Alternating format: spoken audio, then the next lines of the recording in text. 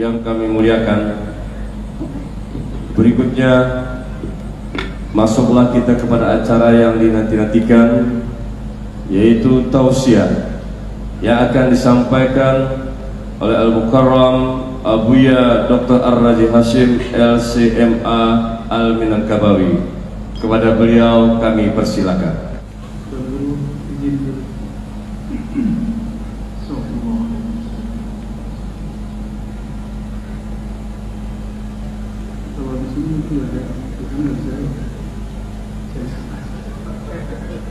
Nanti kalau mikir saya di sini lagi.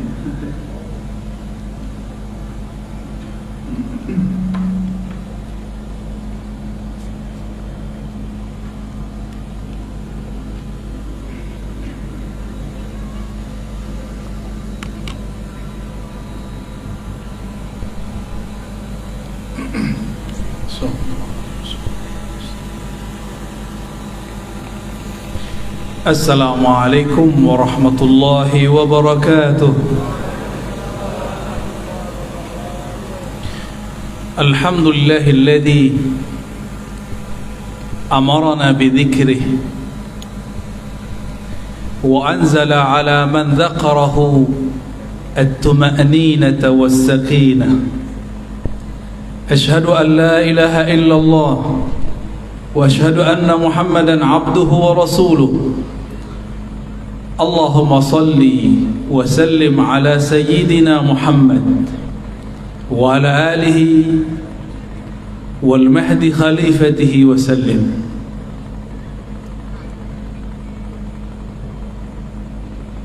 Maulana Syekh Kiai Haji Muhammad Wildan mata'allahu fi hayatih,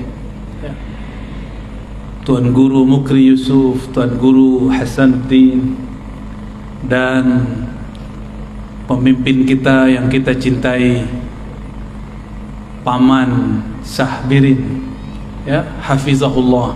Semoga Allah jaga beliau, diberikan sifat amanah, sifat adil, sifat rahmah. Amin ya rabbal alamin.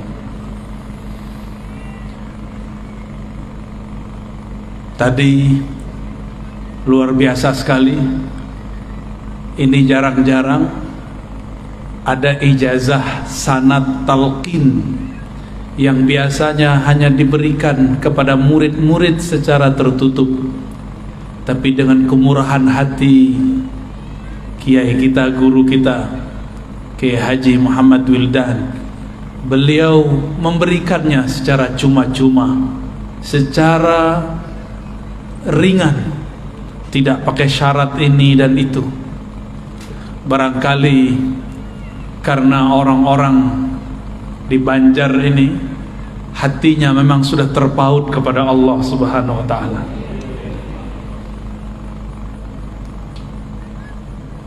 Alhamdulillah, dengan pembacaan sanad tadi, maka siapapun yang hadir, siapapun yang mengatakan qabilna, kami terima, siapapun tadi yang membaca la ilaha illallah, maka lafaz la ilaha illallah yang dia baca bersambung dengan lisan Rasulullah sallallahu alaihi wasallam. Jadi bagi orang-orang yang dia menjaga silsilah keilmuan kepada Rasulullah, lafaz la ilaha illallah pun ada silsilahnya, ada sanadnya. Enggak langsung baca buku, apalagi lewat YouTube, ya. Thariqat baru, Thariqat al-Youtubiyah. Di depan saya banyak ini pengikutnya, mursyidnya nggak jelas.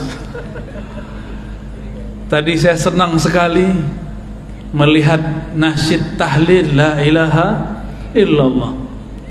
Mungkin di Indonesia, bahkan Malaysia, Singapura, Brunei sudah tidak ada penampilan zikir dengan teknik-teknik tadi. Kita boleh sebut ini seni berzikir. Di akhir yang tersisa cuma tarinya, tari saman atau tari rifaiyah. Di Palembang masih ada manaqib Syekh Muhammad bin Abdul Karim As-Samman, manakibnya, tapi zikir dengan teknik gerak itu ada rahasianya. Enggak main gerak-gerak aja itu ada rahasianya. Kenapa kepala ke kanan, kepala ke kiri.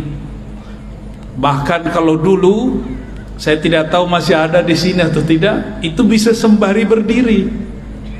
Masih ada ya. Kalau kami dulu kasih nama ratib berdiri ya. Tapi oleh orang yang tidak mengerti, mereka katakan ini Syiah. Betapa jahilnya. Ini ada di kalangan ulama Ahlus Sunnah, bukan dari Syiah. Syiah tiada urusan dengan thariqat zikir. Syiah itu urusannya urusan politik sahabat, urusan politik Ahlul Bait. Mereka tidak urus zikir-zikir begini. Tapi benar adanya sanad kita daripada Sayyidina Ali karramallahu wajhah. Dulu di masa saya masih belia, masih kecil, umur 12 tahun, saya hadir di majelis zikir Tarekat Samaniyah. Guru saya Abuya Al-Hasan Al-Basri, namanya mirip seperti di sanad, tapi beliau Al-Minangkabawi, sedangkan yang di sanad lain lagi. Abuya Hasan Al-Basri, apa karamahnya? Saya belum ditalkin zikir, tapi sudah fana duluan. Ketika beliau memimpin zikir ba'da salat isya, afdalu dzikri la ilaha illallah. Ketika beliau baca la ilaha illallah pertama, badan saya langsung bergetar. Qalbu ini seperti berguncang. Itulah zalzalah sebelum zalzalah. Gempa di dalam kolbu. Idza dzukirallah wajilat qulubuhum. Disebut nama Allah, kolbunya berguncang. Karena badan saya masih kecil, akal saya masih belia, umur 12 tahun, akhirnya hilang. Tapi terasanya indahnya bukan main. Kapan saya sadar? Ketika semua orang sudah selesai sholat, sudah duduk ke tempatnya masing-masing, saya masih duduk, kepala masih ke bawah, masih mengarah kepada jantung. Rasa itu tidak pernah saya lupakan sampai hari ini. Nikmatnya ketika kalimatullah masuk ke dalam qalbu. Inilah yang diajarkan oleh dulu Datuk Kalampayan, ya, benar bacanya gitu, Syekh Maulana Muhammad Arsyad Al-Banjari. Boleh juga kita sebut beliau Al-Madani, karena lama di Madinah. Beliau bertalaqi dulu kepada khalifahnya Syekh Muhammad Abdul Karim As-Samman yang ada di Madinah, namanya Syekh Abdul Somad Al-Falimbani. Talqin apa yang beliau ajarkan? Talqin la ilaha illallah. Maka tidak salah muqaddimah tadi, sangat luar biasa, yang dipakai oleh kibarul aulia, pembesar-pembesar aulia, itu la ilaha illallah. Yang menjadi makanan para salik, itu la ilaha illallah. Yang menjadi pembuka tabir-tabir hijab dalam diri, itu la ilaha illallah. Tapi kenapa kalau kita baca la ilaha illallah tidak ada efek?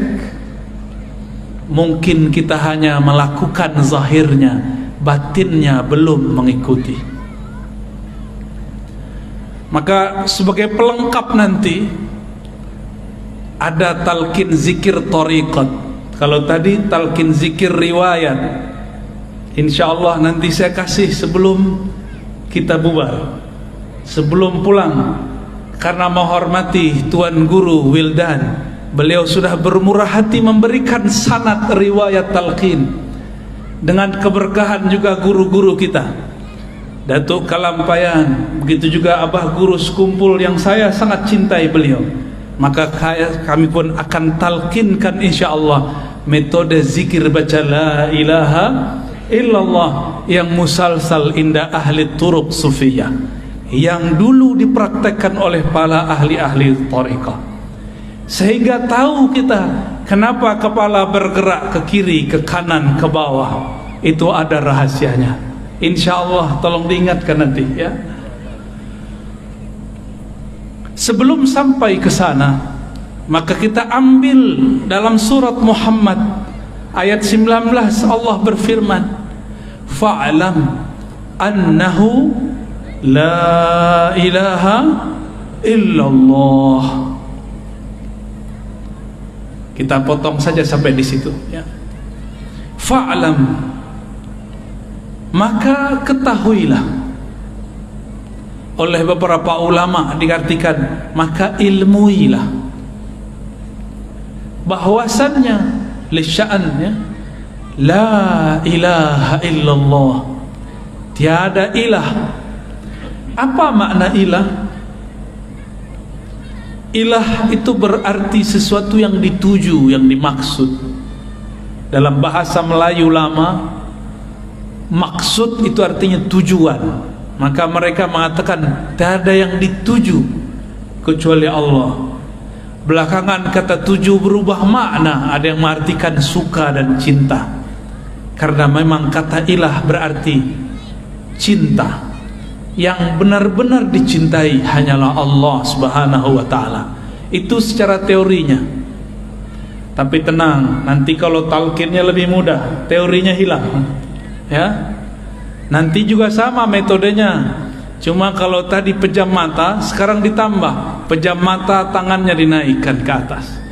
Mengamalkan hadis Imam Al-Hakim, irfa'u aidiyakum, angkat tangan kalian. Nanti tangan ini kita bantu menghantarkan kalimah ke dalam jantung kita insyaallah. Imam Al-Bukhari menerjemahkan ayat ini, apa kata beliau? Al-ilmu qabla al-qawli wal-amal. Berilmu dulu, baru berkata, baru beramal. Kenapa la ilaha illallah kita baca, katanya memberatkan, lebih berat daripada langit dan bumi, tapi kenapa tidak terasa berat di kolbu? Kata orang berdasarkan ayat tadi, jika disebut nama Allah wajilat qulubuhum, jika disebut nama Allah bergetarlah kolbu. Kenapa tidak bergetar? Karena belum fa'lam, belum kenal. Saya ini heran ngelihat Paman Birin kemana-mana pakai sendal sendal apa namanya tuh? Sendal jepit. Masya Allah. Kalau ziarah orang nggak ngelihat saya, ngelihat beliau. Kalau orang tidak kenal beliau, dikira siapa nih? Wah, kayaknya tamu nih, tamu biasa. Tapi kalau kenal, hormat. Semua orang hormat. Apabila kita tidak kenal seseorang, cuma kenal namanya, maka tidaklah bergetar jika disebut namanya.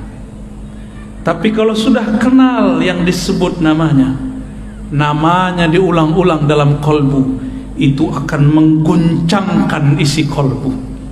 Inilah yang dikatakan Nabi SAW, innallaha harrama 'alan nar, sesungguhnya Allah mengharamkan terhadap neraka, antamussa, untuk menyentuh, man qala la ilaha illallah min qalbihi aw nafsi, yang membaca la ilaha illallah dimulai dari kolbunya atau dari jiwanya. Maka zikir itu tekniknya mesti dari dalam kolbu atau dari dalam jiwa. Maka berdasarkan itu, zikir yang wusul, zikir yang membuat getaran itu cuma dua. Zikir nafsiyah, zikir jiwa, zikir minda, kata orang-orang jiran. Yang kedua, zikir qalbiyah, zikir qalbu. Mungkin ada yang bertanya, lalu zikir ruh apa? Ruh tidak ada zikir. Ruh itu bukan lagi berzikir. Zikir artinya menyebut. Kenapa kita menyebut? Karena yang disebut belum terasa hadir. Kalau ruh makomnya makom ihsan, maka ia tidak lagi menyebut-nyebut karena yang disebut sudah hadir. Kalau saya ini belum ketemu Tuan Guru Wildan, saya sebut, oh Guru Wildan, Guru Wildan, Guru Wildan. Tapi kalau sudah ketemu, berani nggak sebut begitu? Berani nggak? Wildan, Wildan. Oh, kurang ajar itu, ya. Berani? Kita karena belum merasakan hadirnya Allah, maka kita sebut Allah, Allah, Allahu, Allah, Allah, Allah hak. Kita zikir begitu karena belum terasa hadir. Kita hadirkan dengan menghujam, itu belajar menyebutnya. Kalau sudah hadir, yang tadi disebut oleh Tuan Guru kita, wahdatus syuhud atau fana'us syuhud. Fana adalah memandang, maka zikirnya bukan lagi menyebut, zikirnya adalah memandang.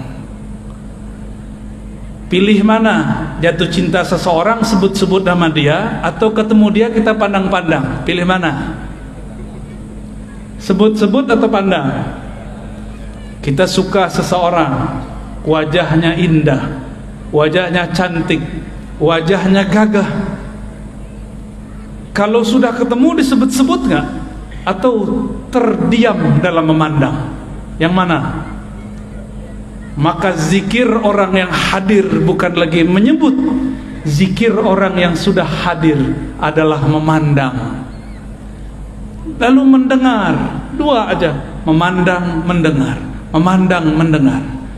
Tapi ternyata di atas itu ada makom lagi. Itulah makomnya Nabi. Apa makomnya Nabi?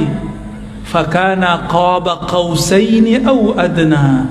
Jarak antara Nabi dan Allah ibarat dua busur atau lebih dekat dari itu. Kalau sudah dekat bisa ngobrol nah. Maka inilah makom hiwar ma'allah, berkalam-kalam dengan Allah. Sayyidina Musa itulah makomnya. Nabi Muhammad au adna, lebih dekat daripada itu. Itulah makom Sayyidina Muhammad sallallahu alaihi wasallam. Satu kali Nabi Musa alaihi salam dalam hadis yang sahih berkalam-kalam kepada Allah. Apa kata Sayyidina Musa? Ya Rabb, khussani bidzikrin. Tolong istimewakan aku, khususkan aku dengan satu zikir. Barangkali riwayat ini sudah sering kita dengar. Lalu Allah mengatakan, Ya Musa, qul la ilaha illallah. Wahai Musa, cukuplah engkau membaca la ilaha illallah. Apa kata Sayyidina Musa? Ya Rabb, ini zikir dibaca oleh orang awam ataupun khawas. Tolong khususkan aku dengan satu zikir saja. Apa kata Allah?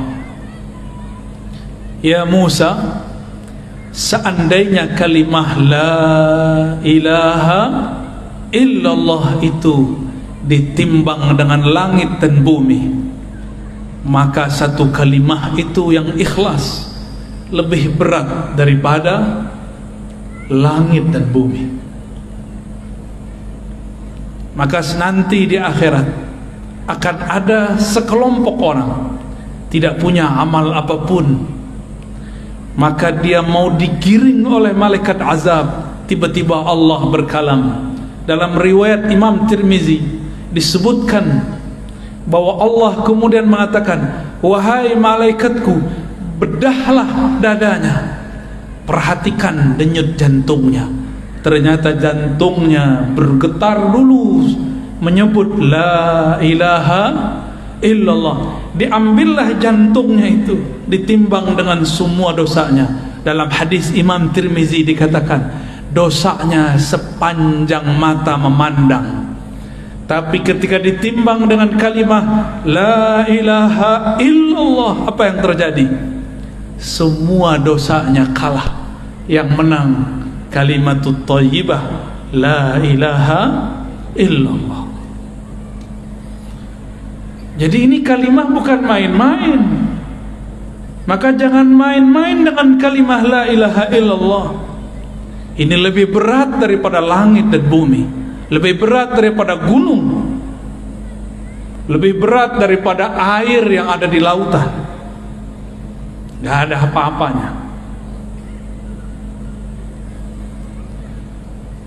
Maka Sayyidina Musa kemudian berzikir la ilaha illallah. Dalam riwayat lain, disitulah terjadi dialog panjang antara Nabi Musa dan Jibril. Beliau melihat di suatu ujung bumi, banyak sekali umat. Kata Nabi Musa, "Hai Jibril, itukah umatku?" Kata Sayyidina Jibril, "Betul." Lalu beliau diperjalankan lagi ke negeri yang lain. Maka Sayyidina Musa melihat umat yang lebih banyak daripada umatnya. Kata Sayyidina Musa, "Hei Jibril, itu umat siapa? Umatku juga?" Nabi Musa sudah gak yakin, karena umatnya banyak dulu ingkar. Kata Sayyidina Jibril, "Wahai Musa, itu umat akhir zaman." Kita di akhir zaman bukan? Di akhir zaman. Namun Nabi Musa kepedean. Bril, itu umat saya bukan? Saya enggak yang jadi nabinya. Nabi Musa sama Jibril itu udah kayak orang kenalan, bro panggilnya. Bro Jibril, itu umat saya bukan? Bukan, kata Jibril. Oh, kok bukan saya jadi umatnya? Kata Sayyidina Jibril alaihissalam, itu umat akhir zaman. Kalau gitu saya aja jadi umat akhir zaman. Maka memintalah Sayyidina Musa, "Ya Allah, jadikan aku nabi umat akhir zaman." Apa kata Allah? "La ya Musa, tidak wahai Musa. Nabi akhir zaman itu Muhammad sallallahu alaihi wasallam." Disitulah beliau angkat tangan, "Ya Rabb, kalau begitu jadikan aku salah satu dari umat akhir zaman, umat corona." Ya. Jadi jangan sedih jadi umat corona, nikmati. Inilah dulu yang diminta oleh Sayyidina Musa.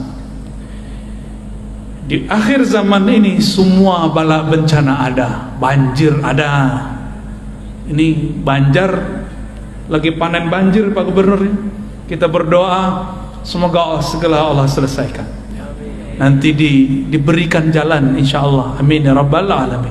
Siapa yang terkena musibah semoga tetap bersabar. Innallaha ma'ana. Itu Nabi Musa. Dulu pernah doa enggak? Ya Allah, dulu di alam sana pernah doa enggak? Gak ingat kan? Gak ada yang ingat, saya juga gak ingat.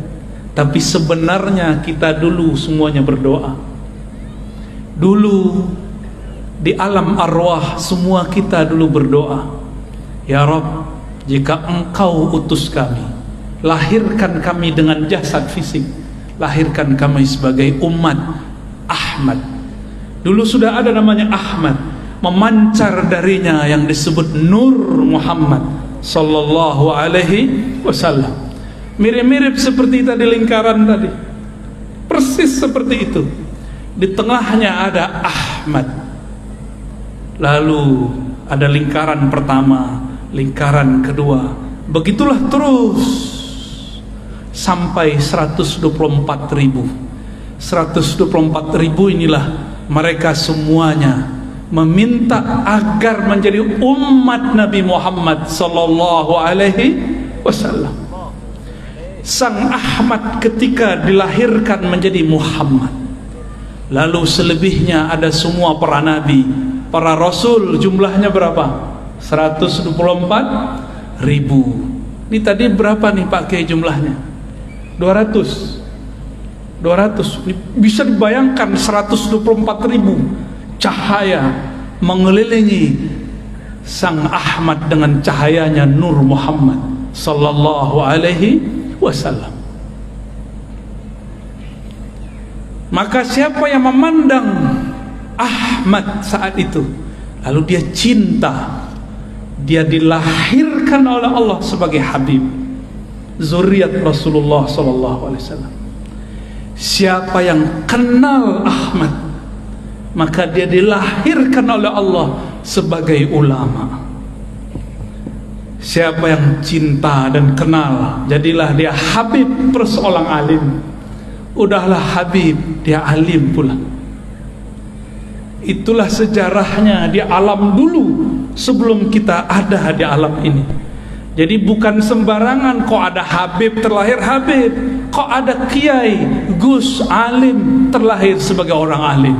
Bukan sembarangan, itu adalah sejarah yang berulang. Semua para nabi berdoa jadi umat Nabi Muhammad, tapi yang terzahirkan dalam riwayat cuma 12. Apakah itu terwujudkan? Coba perhatikan kisah daripada Isra baginda Nabi Muhammad sallallahu alaihi wasallam. Di ujung Isra beliau diperintahkan jadi imam, benar gak? Di belakangnya semua para nabi, bukan? Itulah tanda sah semua para nabi menjadi makmumnya Rasulullah sallallahu alaihi wasallam. Jadi umat Nabi Muhammad sallallahu alaihi wasallam. Tapi meskipun demikian, semua bencana ada di zaman ini, semua maksiat pun ada di umat ini. Tapi nggak usah khawatir, semua ma'rifatullah diturunkan pada umat ini, khususnya akhir zaman. Dan sudah dimulai di negeri ini dulu oleh Syekh Abdul Samad Falimbani, Syekh Muhammad Arsyad. Bahkan dengan lugas, dengan jelas sekali Abah Guru Sukumpul juga mensyarah tentang ilmu ini. Dan kita nggak boleh berhenti, kita teruskan kajian-kajian ma'rifatullah mengenai Nur Muhammad sallallahu alaihi wasallam. Inilah ma'rifat yang dulu dicari oleh para arwah. Maka berkatalah Al-Habib Zain bin Smith, begitu juga Syekh Abdullah Faiz Ad-Daghestani An-Naqsyabandi. Apa kata mereka dengan makna yang sedikit berbeda, lafaz yang sedikit berbeda, maknanya hampir sama. Siapa yang wafat, meninggal, mati, belum cukup suluknya, riyadhahnya, belum cukup ma'rifatnya, maka dia, jika dia seorang mukmin, dia mesti menyempurnakan jika masuk alam kubur. Jadi jangan dikira masuk kubur langsung ketemu Allah. Belum tentu. Orang masuk kubur disidang dulu, man rabbuk. Kecuali seperti tadi saya dijemput oleh timnya Paman Birin, keluar dari pesawat langsung ada yang jemput, nggak perlu lewat-lewat tempat biasa. Itu kalau kenal yang punya, yang mimpin negeri Kalsel, yang menguasai rajanya alam barzakh, yang boleh membantu di padang mahsyar siapa? Baginda Rasulullah sallallahu alaihi wasallam. Maka siapa yang kenal beliau, sering menyapa beliau, sering berselawat kepada beliau, nanti beliau kirim orang-orangnya untuk menjaga kita. Bahkan jika kita ini orang spesial, Rasulullah sendiri yang menyambutnya. Kalau disambut oleh Rasulullah, berani nggak mungkar nakir tanya? Mungkar nakir langsung bilang, siap Pak Wali. Bukan wali kota, waliullah. Gak berani mungkar nakir sentuh. Kenapa? Karena dia kekasih Rasulullah sallallahu alaihi wasallam. Maka yang ditanya di kubur cuma dua, mukmin, munafik. Adapun wali nggak ditanya. Wali ini ada dua, wali Allah, wali setan. Itu nggak ditanya. Pilih mana? Hadirin pilih mana? Wali Allah apa wali setan? Wali Allah lah. Wali itu artinya bukan orang sakti. Wali itu artinya yang cinta kepada Allah. Mungkin gak cinta tanpa kenal. Mana ada orang jatuh cinta tapi gak kenal? Mungkin gak? Gak ada kita cinta seseorang gak kenal. Kita kalau senang seseorang, kita cari namanya di Facebook, kita search namanya di IG, Instagram, kita cari-cari kalau ada di Google. Itu namanya ma'rifatul asma. Maka jatuh cinta pertama mencari nama, nama yang dikasihi. Semakin kenal nama, semakin kenal yang punya nama. Maka orang-orang yang kenal Rasulullah pasti dia menyimpan nama-nama Rasulullah sallallahu alaihi wasallam. Oleh karena itu ulama kita dulu buat kaligrafi indah mengenai nama-nama, ditulis dengan sangat bagus dalam kitab-kitab salawat, dipelajari, disyarah oleh ahli-ahlinya. Karena kenal Rasulullah dimulai dengan kenal nama. Begitu juga kepada Allah. Siapa yang kenal kepada Allah, maka kenalnya, mengertinya dengan nama-nama lebih banyak daripada yang tidak mengerti. Minimal kalau mau menjadi wali Allah level pertama, kuasai dulu ilmu ma'rifatul asma'il husna, ilmu mengenal asma'ul husna. Maka harus ada majlis syarah al asma'ul husna. Saya lihat ada beberapa ulama di sini yang mensyarah itu. Semoga tambah banyak, tambah banyak. Mungkin sebagian ahli hikmah menggunakan kata-kata asma untuk jadi wirid dengan angka-angka tertentu. Itu kalau mau jadi ahli hikmah. Tapi kalau para pecinta, dia tidak perlu angka-angka. Disebut saja nama Allah, sebut saja Rahman, Rahim. Namun kalau ingin belajar ilmu angka, ada ilmunya, disebut ilmu hurufi wal adad, ya. Ilmu huruf, ilmu hurufi wal adad.